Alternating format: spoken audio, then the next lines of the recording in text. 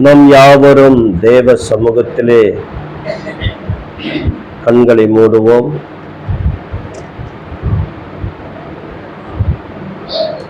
கர்த்தருடைய வார்த்தைகளை கேட்கப் போகிறோம்.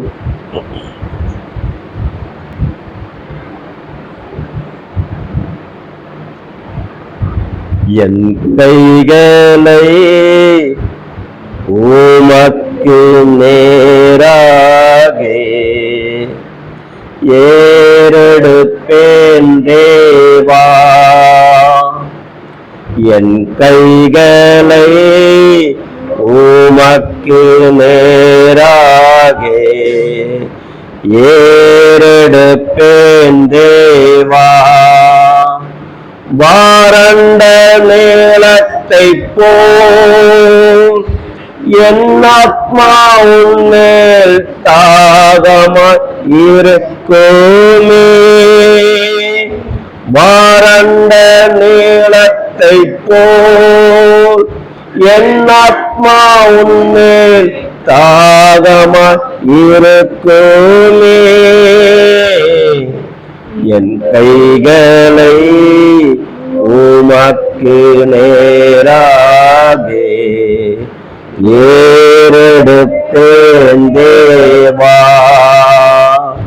நீங்க பேசுங்க, நாங்கள் கேட்கிறோம். அது எனக்கு ஒன்றும் தெரியாதுப்பா. ஆவியானவர் நீங்க பேசுவீராக. இயேசுவின் நாமத்தில் பிதாவே, ஆமென், ஆமென், ஆமென். ஆண்டவராகிய இயேசுவின் நாமத்தினாலே உங்களை வாழ்த்துகிறேன். கர்த்தர் நல்லவராகவே இருக்கிறார்.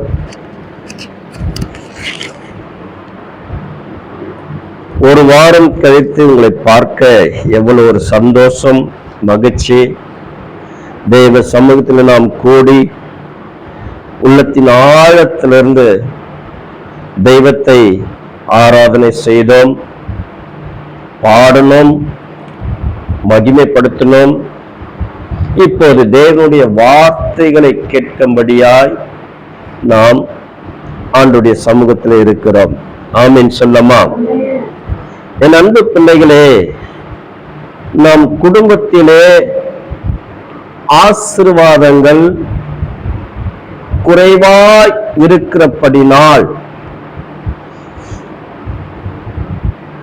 தெய்வத்துடைய ஆசீர்வாதங்களை இந்த பூமியிலே நாம் பெற்றுக்கொள்ள வேண்டும். அதை நாம் எப்படி பெற வேண்டும் என்று இன்றைக்கு நாம் பார்க்க போகிறோம். அவருக்கு பயந்தவர்களுக்கு குறைவில்லை. ராமன் சொல்லமா? அவருக்கு பயந்தால் இந்த பூமியிலே, அதுவும் பணம் நிறைந்த உலகம், ஒவ்வொருவனும் ஆயிரம் ஆயிரம் ஆயிரம் சொத்துக்களை வைத்துக் கொண்டு வாழ்ந்து கொண்டிருக்கிறான். ஆனால் கர்த்தருடைய பிள்ளைகள் ஏன் கஷ்டப்பட்டு துக்கப்பட்டு இந்த பூமியில வாழ வேண்டும்? அவருக்கு பயப்படாதனாலதான் தேவனுடைய ஆசீர்வாதங்களை இழக்கக்கூடிய சூழ்நிலைகள் நம்முடைய குடும்பத்தில் வருகிறது. ஒரு ஆமென் சொல்லுங்க. அவருக்கு பயந்தால் நம் குடும்பத்தில் குறைவு இருக்காது, நிறைவு இருக்கும். ஆபிரகாம் தேவனுடைய வார்த்தைகளுக்கு பயந்து கீழ்ப்படிந்து அன்றைக்கு பலியை செலுத்தினார். அதுதான் அவருக்கு தெய்வத்துக்கு காணிக்கை. அந்த பலியை செலுத்தி ஆசீர்வாதங்களை பெற்றுக்கொண்டார். ஈசாக்கு தெய்வத்துக்கு முன்பாக விதை விதைத்தான், 100 மடங்கு ஆசீர்வாதத்தை பெற்றுக்கொண்டார். யாக்கோப்பு கர்த்தருடைய வார்த்தைகளுக்கு பயந்து கீழ்ப்படைந்து தெய்வத்துக்கு செலுத்த வேண்டிய பலிகளை காணிக்கைகளை செலுத்தினால், என் அன்பு பிள்ளைகளே, கர்த்தர் இந்த பூமியிலே யாக்கோப்பை பெருக செய்தார். ஒரு ஆமென் சொல்லமா? அல்லேலூயா. ஜனங்கள் அவர் மூலமாய் பெருகினார்கள். இன்றைக்கு நம்முடைய வாழ்க்கையிலே ஆசீர்வாதங்கள் குறைபடுகிறது என்றால் காரணம் என்ன? அவருக்கு பயப்படாதனாலே, அவருக்கு பயப்படாதனாலே, பயம் இல்லாததுனாலே நம்முடைய ஆசீர்வாதங்கள் குறைபட்டு போகிறது. ஒரு ஆமென் சொல்லமா? அவருக்கு பயந்தால் நிச்சயம், என் அன்பு பிள்ளைகளே, நிச்சயமாய் இந்த பூமியிலே நாம் ஆசீர்வாதமாய் இருப்போம். வேத வசனத்தின் படி தெய்வத்துக்கு செலுத்த வேண்டிய கனத்தை செலுத்தணும். வாங்கக்கூடிய ஆசீர்வாதத்தை பெற்றுக்கொள்ள வேண்டும். வாசிக்கலாம் ஒரு வசனத்தை. மல்கியா எழுதின என் அன்பு பிள்ளைகளே, இந்த தீர்க்க தரிசன வார்த்தைகள் கர்த்தருக்கு ஸ்தோத்திரம். 1ஆம் அதிகாரம் பக்கம் 1104, கடைசி அதிகாரம், பழைய ஏற்பாடு கடைசி அதிகாரத்திலே பக்கம் 1104, மல்கியா 1ஆம் அதிகாரம் 11வது வசனத்தை நாம் வாசிக்கலாமா? நன்றாக கவனிக்கணும். சூரியன் உதைக்கிற திசை தொடங்கி அது அஸ்தமிக்கிற திசை வரைக்கும் என் நாமம் ஜாதிகளுக்குள்ளே மகத்துவமாய் இருக்கும். எல்லா இடங்களிலும் என் நாமத்துக்கு தூபம் சுத்தமான காணிக்கையும் செலுத்தப்படும்.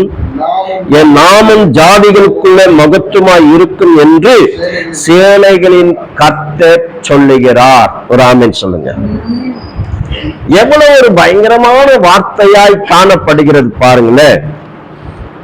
தெய்வத்தினுடைய ஆசீர்வாதங்களை பெற்றுக்கொள்ள இப்படிப்பட்ட தீர்க்க தரிசன வார்த்தைகள் இன்றைய காலத்துக்கு, இந்த வார்த்தைகள் நமக்கு எவ்வளவு ஒரு ஆவிக்குரிய ஜீவத்துக்கு பிரயோஜனமாய் இருக்கிறது.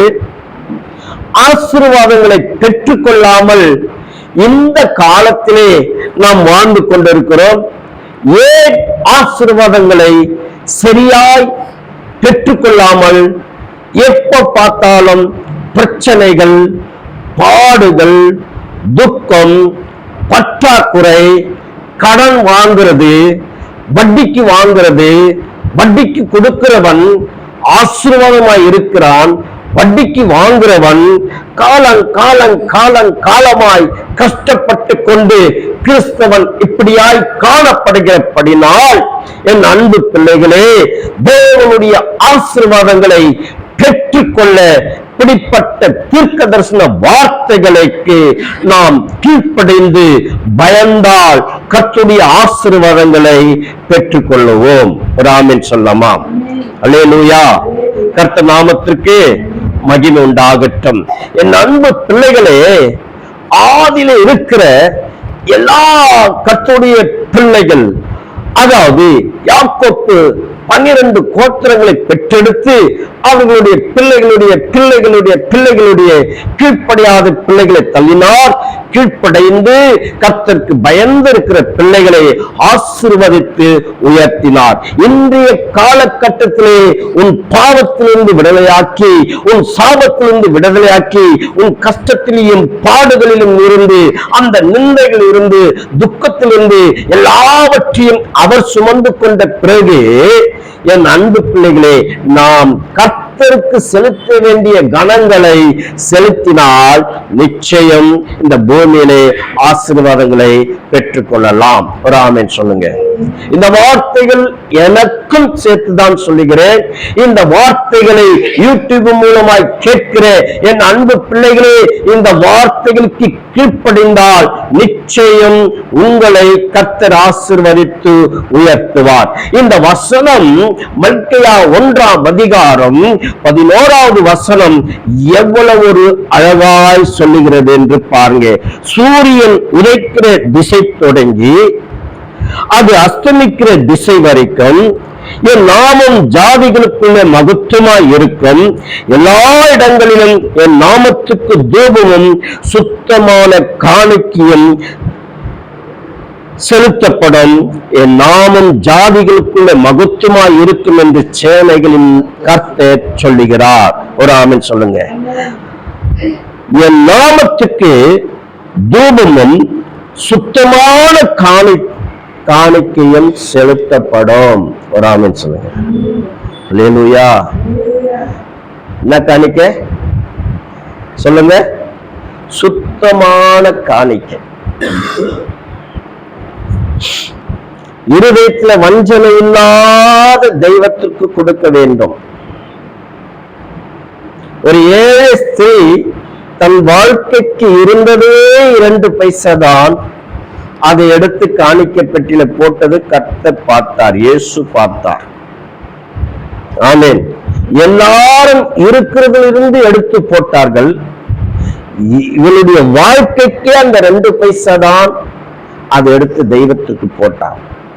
அதுதான் தேவன் சுத்தமாய் பார்த்தார். ஒரு ஆமென் சொல்லுங்க. அல்லேலூயா.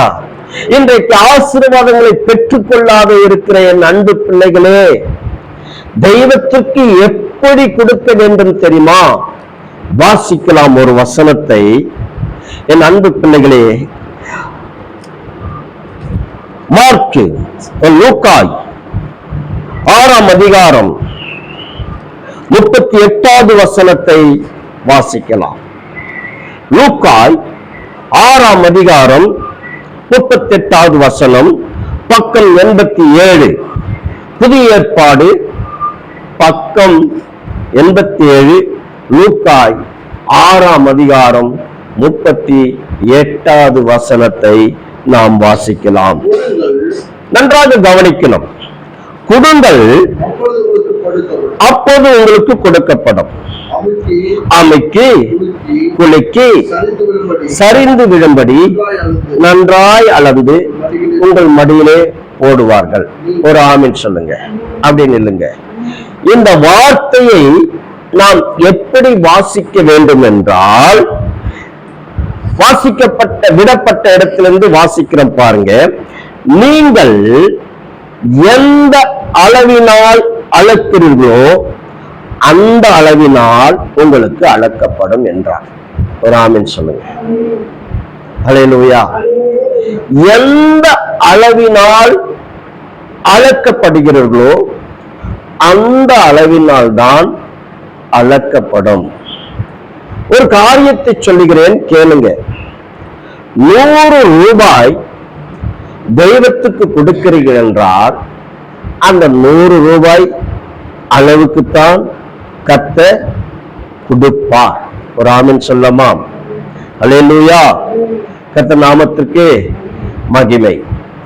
1000 ரூபாய் கொடுத்தால் தெய்வம் 1000 ரூபாய்க்கு மேல் உனக்கு கொடுப்பார்.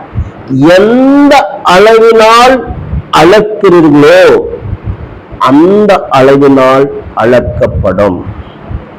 நீங்க வாங்கின அரிசியிலே தேவாலயத்துக்கு கொண்டு வர வேண்டும் என்று 25 கிலோ அரிசி மூட்டை வாங்கினால் அதுல 2.5 கிலோ தெய்வத்துக்கு கொடுக்க வேண்டும் என்று நீங்கள் நினைக்கும் போது 2.5 கிலோ அளக்கிறீர்கள் என்றால் மாதம் மாதம் மாதம் தேவனாகிய கர்த்தர் அந்த அளவின்படியே கர்த்தர் நடத்துவார். ஒரு ஆமென் சொல்லமா? அல்லேலூயா. கர்த்தர் நாமத்துக்கு தாராளமாய் கொடுக்க வேண்டும். யாரும் தவறாய் நினைக்க வேண்டாம். தேவனுடைய ஆசீர்வாதங்கள் நம்ம குடும்பத்துக்கு குறைவாய் காணப்படுகிறபடினால் தான் தேவ ஆவினால் 2-3 தினங்களுக்கு முன்பாக இந்த வார்த்தைகளை யோசித்து யோசித்து யோசித்து இன்றைக்கு பேசும்படியாய் தேவ ஆவியான் உணர்த்துகிறார். ஆசீர்வாதங்கள் குறைவு. கடன் வாங்குகிறோம், வட்டிக்கு வாங்குகிறோம். வட்டி கொடுக்கிறவர்கள் ஆசீர்வாதமாய் இருக்கிறார்கள். வட்டிக்கு வாங்குற கர்த்தருடைய பிள்ளைகள் எந்த நேரமும் இல்லை என்று சொல்லிக் கொண்டிருக்கிறோம். ஆமென் சொல்லமா? உலகத்தில் அப்படிதான். இருக்கிறார்கள். நாணமா இருக்க வேண்டும், ஜாக்கிரதையா இருக்க வேண்டும். நீ எந்த அளவினால் அளந்தாலும் கர்த்தர் அந்த அளவின் படி கொடுப்பார். அது எப்படி கொடுப்பார்? கொடுங்கள், அப்போது உங்களுக்கு கொடுக்கப்படும். அவைக்கு குழிக்கு சரிந்து விழும்படியால் நன்றாய் அளந்து உங்கள் மடியிலே போடுவார். எந்த அளவினால் அளக்கிறீங்களோ அந்த அளவின் படிதான் உன் மடியிலே கர்த்தர் போடுவார். ஒரு ஆமென் சொல்லுங்க. அல்லேலூயா. கர்த்தர் நாமத்திற்கு மகிமை உண்டாகட்டும். என் அன்பு பிள்ளைகளே, தேவ சமூகத்திலே இந்த நாளில் இருந்து சரியாய் தேவனுடைய ஆசீர்வாதங்களை பெற்றுக்கொள்ள ஆபிரகாம் கீழ்ப்படிந்தார், ஆசீர்வாதத்தை பெற்றுக்கொண்டார். ஈசாக்கு கீழ்ப்படிந்தார், ஆசீர்வாதங்களை பெற்றுக்கொண்டார். யாக்கோப்பு கீழ்ப்படிந்தார், ஆசீர்வாதங்களை பெற்றுக்கொண்டார். இன்றைக்கு நீங்கள் நானும் கர்த்தருக்கு பயந்து கீழ்ப்படிந்து எப்படி அவருக்கு கொடுக்க வேண்டுமோ அப்படி கொடுத்தால் தேவன் இந்த பூமியின் ஆசீர்வாதங்களை நிச்சயம் கொடுப்பார். ஒரு ஆமென் சொல்லுங்க. அல்லேலூயா. கர்த்தர் நாமத்துக்கு மகிமை உண்டாகட்டும். என் அன்பு பிள்ளைகளே, ஒவ்வொரு நாளும் கிளைட்டன் சாப்பாட்டு கொடுப்பார் அம்மாக்கு, அதுல இருந்து காணிக்கை எடுத்து வைப்பாங்க. ஆனால் என் அன்பு பிள்ளைகளே நிறைவாய் இருப்பாங்க. எப்ப பார்த்தாலும் அவங்க கருத்துல பணம் இருந்து கொண்டுதான் இருக்கும். இல்லை என்று ஒரு பேச்சுக்கு அந்த இடமே இல்லை. ஒரு ஆமென் சொல்லுங்க. அது எப்படிதான் அந்த ரகசியம் எனக்கு தெரியல. ஒரு ஆமென். கொடுங்கள் தெய்வத்துக்கு. எந்த அளவினால் அழுக்கிறீங்களோ அந்த அளவுதான். ஆமென் சொல்லுங்க. கர்த்தர் நாமத்திற்கு மகிமை உண்டாகட்டும். இந்த செழிப்பு உபதேசம் காரணங்களா என்ன பண்ணணும் தெரியுமா? அள்ளி கொடுப்பானுங்க. பாக்கெட்ல கைய விடுவான், எவ்வளவு வருதுன்னு தெரியாது, அப்படியே கொடுப்பான். ஏன்னா அது கள்ள உபதேசம். அது கள்ள உபதேசம். செழிப்பு பத்தியே பேசிக்கொண்டு போவான். பாவத்தை குறித்து பேச மாட்டான், பரலோக மகிமை குறித்து பேச மாட்டான். ஆனால் இன்றைக்கு தெய்வத்திற்கு பயந்து நீங்கள் நடக்கும் போது உன் வாழ்க்கையிலே குறைவு இருக்காது, நிறைவை பார்ப்பீங்க. ஆமென் சொல்லுங்க. அல்லேலூயா. அல்லேலூயா. வாசிக்கலாம் ஒரு வசனத்தை. 2 சாமுவேல் 24ஆம் அதிகாரம். அதை எடுத்து அப்படியே பிடிச்சுக்கணும். 1 நாளாகமம் 21ஆம் அதிகாரம், அதையும் எடுத்து அப்படியே பிடிச்சுக்கொள்ளணும். 2 சாமுவேல் நானும் எடுத்துக்கிறேன். 2 சாமுவேல் 24ஆம் அதிகாரத்தை எடுத்துக்கொள்ளலாம்.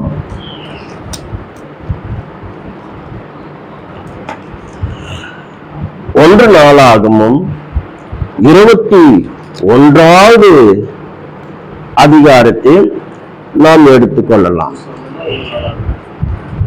2 சாமுவேல் 24வது அதிகாரத்தை எடுத்துக்கொள்வோம். அப்படியே பிடிச்சிங்க. 1 நாளாகமும் 21வது அதிகாரத்தை எடுத்துக்கொள்வோம். அப்படியே பிடிச்சுக்குவோம். நன்றாக கவனிக்க வேண்டும். இந்த இடத்துல பாருங்க, ஒரே வார்த்தை தான் இருக்கும், ஆனால் வித்தியாசமான வார்த்தைகள் இங்கே காணப்படும். தெய்வத்திற்காக எந்த அளவினால் தாவீது விதைக்கிறார் என்று பார்க்க போகிறோம். அவர் ராஜாவாச்சே, அவர் ராஜா விதைக்கிறார், நான் வேலை செய்கிறேன், நான் எப்படி கொடுக்கிறது என்று நினைக்கலாம். என் அன்பு பிள்ளைகளே, தெய்வத்துக்காக அவர் எந்த அளவில் கொடுக்கிறார் என்று பார்க்க போகிறோம். என் அன்பு பிள்ளைகளே, எவ்வளவு ஒரு அழகாய் சொல்லப்படுகிற ஒரு வார்த்தை இங்கே. கர்த்தர் நாமத்துக்கு மகிமை உண்டாகட்டும். பார்க்கலாம்.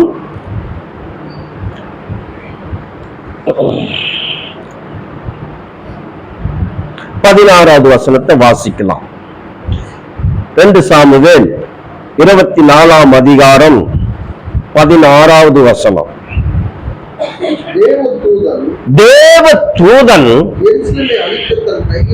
எருசலேமை அழிக்க தன் கையை அதன் மேல் நீட்டின போது கர்த்தர் அந்த தீங்குக்கு மனஸ்தாபப்பட்டு ஜனங்களை சங்கரிக்கிற தூதனை நோக்கி, போதும், இப்போது உன் கையை நிறுத்து என்றார். ஒரு ஆமென் சொல்லுங்க. ஆண்டவர் சர்வ வல்லமுள்ள தேவனாகிய கர்த்தர் சங்கரிக்கிற தூதன் எந்த இடத்துக்கு அழிக்கத்தக்கதாக அந்த தூதன் வரும்போது அந்த சங்கரிக்கிற தூதனை பார்த்து, போதும் உன் கையை, அதாவது என்ன பண்ண சொன்னாரு?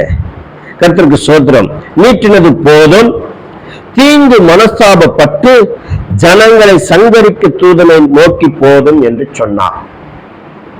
இந்த வார்த்தை எதற்காக சொல்லுகிறார் என்றால், தாவீது ராஜாவாய் இருக்கும் போது ஜனங்களை எவ்வளவு இருக்கிறது என்று பார்க்கத்தக்கதாக அவருடைய தளபதியை அனுப்பினார். யுத்த தளபதியை.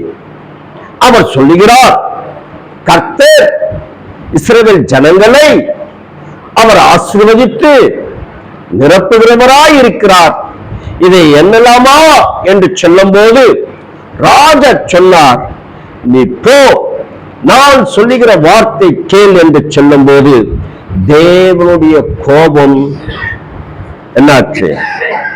மூண்டது. ஒரு ஆமென் சொல்லுங்க. அல்லேலூயா. கர்த்தர் நாமத்திற்கு மகிமை உண்டாகட்டும். அதிலே இந்த வார்த்தை தேவன் அறிந்து கொண்டபடினால், ஒருவேளை தேவனே கர்த்தரே தாவீதை தூண்டி விட்டுட்டு வேலை பார்த்தாரா என்று தெரியவில்லை. இப்போ ஒரு உணர்வு வருகிறது. ஒரு ஆமென் சொல்லமா? ஹல்லேலூயா. தேவன் தாவீதை தூண்டிவிட்டு வேலை பார்க்கும்படியாய் அவர் நினைத்தாரா என்று தெரியவில்லை. அப்போது இந்த தவறு செய்துவிட்டமே என்று காத்து தீர்க்கதரிசி வந்து, நீ செய்தது என்ன? தேவனுடைய கோபம் வந்துவிட்டது, 7 வருஷம் பஞ்சம் வர வேண்டுமா, அல்லது 3 மாதம் உன்னுடைய சத்துருக்களுக்கு பயந்து நீ ஓட வேண்டுமா, அல்லது 3 தினங்கள் உன் தேசத்தை சங்கரிக்க வேண்டுமா என்று சொல்லும் போதே தேவனுடைய கோபம் வந்துச்சு. எங்கிருந்து? தான் முதல் பெயர்சபா மட்டும் அப்படியே தேசத்தை அழித்து கொண்டு சங்கார தூதன் வரும்போது எருசலேமிலே வந்து நிற்கும் போது கர்த்தர் அவனை நீ ஒன்றும் செய்யாதே என்று மனஸ்தாபப்பட்டார். ஒரு ஆமென் சொல்லுங்க. ஹல்லேலூயா. கர்த்தர் நாமத்திற்கு மகிமை உண்டாகட்டும். ஹல்லேலூயா. ஆமென், ஆமென். வாசிக்கலாம் ஒரு வசனத்தை, 18வது வசனத்தை வாசிக்கலாம். அன்றைய தினம் காத்தி என்பவன் தாவீதிடத்தில் வந்து அவனை நோக்கி, நீர் போய் எபூசியனாகிய அர்வானியின் களத்திலே கர்த்தருக்கு ஒரு பலிபீடத்தை உண்டாக்கு என்றான். ஒரு ஆமென் சொல்லுங்க. ஹல்லேலூயா. ஆமென் சொல்லமா? கர்த்தர் நாமத்திற்கு மகிமை உண்டாகட்டும். இந்த எபூசியன் ஆகிய அர்வானாவின் களத்திலே, அந்த எருசலேம் பகுதி முழுவதும் அந்த களத்திலே, அதுக்கப்புறம் கீழே வாசிக்கலாம். காத்துடைய வாக்கின்படியே தாவீது கர்த்தர் கற்பித்த பிரகாரமாக போனான். அர்வானை ஏறிட்டு பார்த்து அவனுடைய ஊழியக்காரரும் தன்னிடத்தில் வருகிறதை கண்டு அர்வானா எதிர்கொண்டு போய் தரை மட்டும் குனிந்து ராஜாவை வணங்கினான். ஒரு ஆமென் சொல்லுங்க. இந்த எபேசினி ஆகிய அவன் ஒரு ராஜா, அவன் ராஜாவாய் காணப்படுகிறபடினால் ராஜாவாகிய தாவீது கர்த்தர் கூட இருந்து இவன் பலத்த ராஜாவாய் இருக்கிறபடினால் பல பட்டணத்தை பிடித்து போய்ச்சிக்க போ என்று சொல்லுவார். ஒரு ஆமென் சொல்லுங்க. அந்த பட்டணத்தை ஜெயிப்பான், அந்த தேசத்தை எல்லாரும் சங்கரிப்பான். ராஜாவை மட்டும் நான் உன்னை சாகடிக்கிறதில்லை, உன் பொருளையும் கொள்ளடிக்க போறதும் இல்லை, நீ போய்ச்சிக்க போ என்று சொல்லுவான். எல்லாரும் ஆச்சரியப்படுவார்கள், தாவீது ராஜா இவ்வளவு ஒரு நல்லவனா என்று பல ராஜாக்கள் சொல்லியிருக்கிறார்கள். அதுல ஒரு ராஜா தான் இந்த எபேசினாகிய அர்வானாவின் ஒரு மனிதன். இவன் ஒரு ராஜா. ஒரு ஆமென் சொல்லுங்க.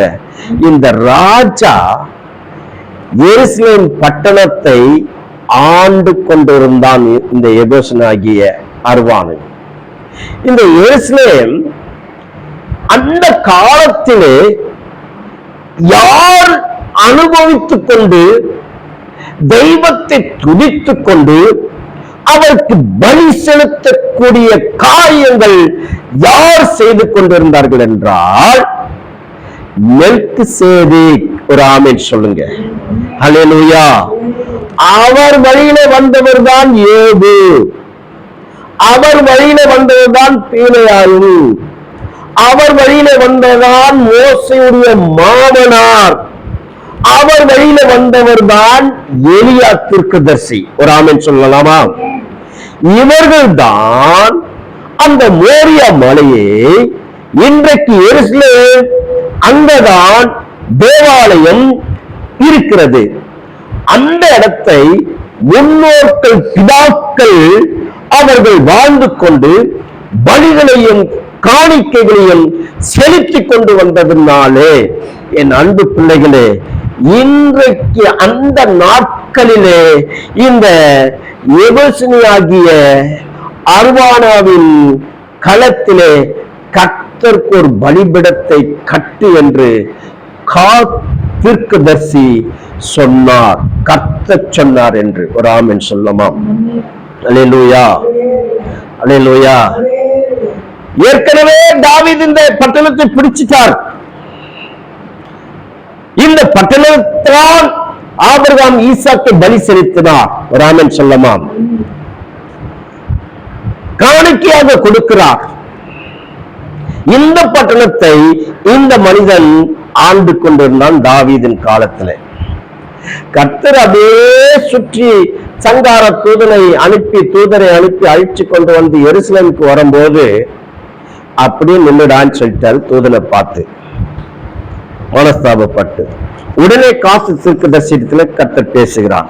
நீ தாவீதிடத்துல போ, இப்படிப்பட்ட காரியங்கள் சொல்லி என்று சொல்லும் போது தாவீதும் அவனுடைய ஆட்களும் ஓடி வரும்போதுதான் இந்த அர்வானாவின் களத்திலே வரும்போது ராஜாவும் அவருடைய ஆட்களும் வருகிறார்களே என்று சொல்லி தலை குப்புற விழுந்து, ராஜாவே நீங்க சொல்லியிருந்தால் நான் அங்க வந்திருப்பனே, நீங்க எதற்காக என்ன பார்க்க வந்தீர்கள் என்று சொல்லும் போதுதான் என் அன்பு பிள்ளைகளே 24வது வசனத்தை வாசிக்கலாம்.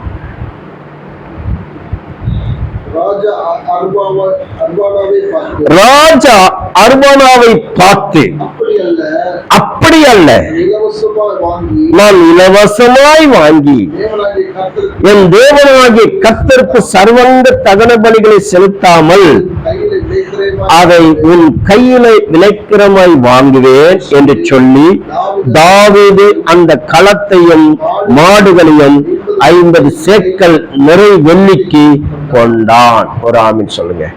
ஆல்ரெடி தாவீது பிடிச்ச இடம் தான், தெய்வத்துக்கு அந்த இடத்தை கொடுக்க வேண்டும் கர்த்தர் சொன்னார். அதை இந்த 60 இடத்துல கேட்கும் போது அது மேலே வெளியே இருக்குது, வாசிக்க முடியாது. ஆண்டவரே என்று சொல்லி நான் இதை உமக்கு கொடுக்கிறேன் என்று சொன்னார். அப்படி அல்ல, நான் 50 வெள்ளி சேக்கலுக்கு நான் இதை கொடுத்து வாங்குவேன் என்று சொன்னார். ஒரு ஆமென் சொல்லுங்க. அல்லேலூயா. 50, அதாவது கர்த்தருக்கு ஸ்தோத்திரம், சேக்கல் நிறை வெள்ளிக்கு கொண்டான் என்று சொல்லப்படுகிறது. வெறிய 50 சேக்கல் வெள்ளி. இன்றைய காலத்தில் அது எவ்வளவு பணம் என்றால் 70,000 ரூபாய். ஒரு ஆமென் சொல்லமா? இப்ப நாளாகமத்துக்கு வரலாம். 1 நாளாகமும் இதே வார்த்தை தான் இங்கேயும் இருக்கிறது. இங்கே என்ன சொல்லப்படுகிறது என்று நாம் பார்க்க போகிறோம். ஆண்டவருடைய நாமத்துக்கு மகிமை உண்டாகட்டும். என் அன்பு பிள்ளைகளே, இங்க 22வது வசனத்திலிருந்து வாசிக்கலாம், 21 கூட வாசிக்கலாம். 21, 21. 1 நாளாகமம் 21ஆம் அதிகாரம் 21வது வசனத்திலிருந்து வாசிக்கலாம். தாவீது ஒர்னானிடத்தில் வந்தபோது, இந்த ஒர்னான் யார்? அந்த அவன்தான் இவன், இவன்தான் அவன். ஒரு ஆமென் சொல்லமா? ஹல்லேலூயா. கர்த்தர் நாமத்திற்கு மகிமை உண்டாகட்டும். வந்தபோது ஒர்னான் கவனித்து தாவீதை பார்த்து, அவன் களத்திலிருந்து புறப்பட்டு தரை மட்டும் குனிந்து தாவீதை வணங்கினான். அப்போது தாவீது ஒர்னானை நோக்கி, இந்த களத்தின் நிலத்திலே நான் கர்த்தருக்கு ஒரு பலிபீடத்தை கட்டும்படிக்கு அதை எனக்கு கொடு, வாது ஜனத்தை விட்டு நிறுத்தப்பட எனக்கு அதை பெரும் விலைக்கு கொடு என்றான். ஒரு ஆமென் சொல்லுங்க. இந்த வாழை வந்தது இவனுக்கும் தெரியும். மேல வாசித்தால் அதை பார்த்து பயந்து ஒளிந்து கொண்டான் என்று சொல்லப்படுகிறது. ஒரு ஆமென் சொல்லமா? அல்லேலூயா. கர்த்தர் நாமத்திற்கு மகிமை உண்டாகட்டும். அதுக்கப்புறம் எந்த வசனத்துல விட்டா? 23 படிக்கணும், வாசிக்கலாம். ஒர்னான் தாவீதை நோக்கி, ராஜாவாகிய ஆண்டவன் அதை வாங்கிக் கொண்டு தம்முடைய பார்வைக்கு நலமானபடி செய்வாராக. இதோ சர்வங்க தகனங்களுக்கும் மாடுகளும் விறகுகளும் போரடிக்கிற உருளைகளும் போஜன பலிகளுக்கு கோதுமையும் ஆகிய இவை யாவையும் கொடுக்கிறேன் என்று சொன்னான். ஒரு ஆமென் சொல்லுங்க. அல்லேலூயா. கர்த்தர் நாமத்துக்கு மகிமை உண்டாகட்டும். இதுக்கு தான் 50 சேக்கல் வெள்ளி. ஒரு ஆமென் சொல்லுங்க. இன்றைய காலத்துல 70,000 ரூபாய்.